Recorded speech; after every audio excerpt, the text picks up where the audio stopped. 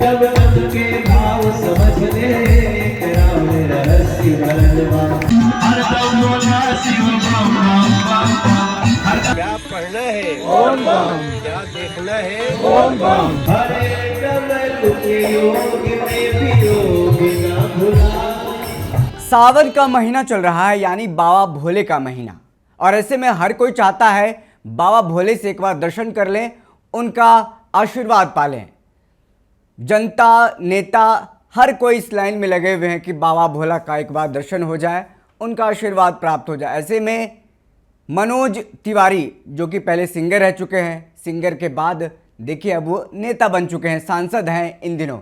मनोज तिवारी सुल्तानगंज पहुँचे, जहाँ पर उन्होंने गंगा जल लिया। उसके बाद बाबा भोले के भक्ति में रम गए हैं। पूरे कार्यकर्ताओं के साथ हुजूम लेकर के देखिए किस तरीके का नज़ारा सुल्तानगंज से देखने को मिल रहा है। तमाम तस्वीरें जो आपको दिखा रहे हैं वो सुल्तानगंज की है, जहाँ पर सांसद मनोज तिवारी गंगा जल भरकर बैजनाथ धाम की यात्रा पर निकले हैं। इस दौरान जैसे ही उनका काफिला बांका जिले के सुइया पहुंचा, बोल बम यात्रा के दौरान दिल्ली के सांसद लोकप्रिय भक्ति गायक मनोज तिवारी ने किशनगंज धर्मशाला में रात्रि विश्राम किया और साथ ही साथ उन्होंने गाना भी दर्शकों के लिए गाया। और जो श्रद्धालु हैं उनके लिए माहौल एकदम टाइट कर दिया, क्योंकि आप जानते हैं कि जिस तरीके से भोजपुरी के एक मशहूर गायक के तौर पर जाने जाते रहे हैं और अभी भी वो गाते हैं। कभी कभी मौका अगर मिल जाता है मनोज तिवारी को तो गाना गा देते हैं, चाहे कोई भी गाना, उसका बोलबम का कई सारा गाना है। उन्होंने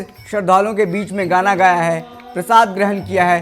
तो ऐसे में आपको बता दें कि ये जो महीना है पूरा शुभ महीना माना जाता है, ख़ास तौर पर हिंदुओं के लिए, ख़ास तौर पर सनातन जो धर्म को मानते हैं उनके लिए। और हर कोई बाबा बैजनाथ धाम यानी सुल्तानगंज से, जो कि भागलपुर में पड़ता है, सुल्तानगंज से जल लेकर के, माँ गंगा का जल लेकर के पैदल ही यात्रा पर निकल जाते हैं और फिर भोले बाबा को चढ़ाते हैं और मनोकामना मांगते हैं। मनोकामना पूर्ण होने के बाद फिर अगले साल जाते हैं, आशीर्वाद लेते। तो ये जो सिलसिला है हिंदू धर्म में, सनातन धर्म में, वो चलता रहता है। तो देखिए मनोज तिवारी और ख़ास तौर पर जो भाजपा के तमाम जो नेता हैं जिस तरीके की राजनीति करते हैं, उस राजनीति में अगर ये ना की जाए तो कहीं ना कहीं अधूरा रह जाता है। क्योंकि भाजपा पर लगातार जो विपक्षी पार्टी आरोप लगाते रहते हैं कि धर्म को लेकर के राजनीति करती है। तो देखिए एक बड़ा ये मौका हो जाता है तमाम नेताओं के लिए, खास तौर पर जो हिंदू देवी देवताओं को पूजा करते हैं, मानते हैं। ऐसे में मनोज तिवारी पहुँचे और भंडारा का जो आयोजित किया गया था, सैकड़ों कांवरियों के साथ उन्होंने प्रसाद ग्रहण किया। इससे पहले भजन कीर्तन का आयोजन किया गया था, जिसमें मनोज तिवारी खुद भी शामिल हुए और श्रद्धालुओं के साथ मिलकर भक्ति गीतों पर झूमते और भक्ति रस में सराबोर दिखे। कार्यक्रम में बड़ी संख्या में क्षेत्रीय भाजपा कार्यकर्ता, श्रद्धालु और कांवड़ यात्री उपस्थित रहे।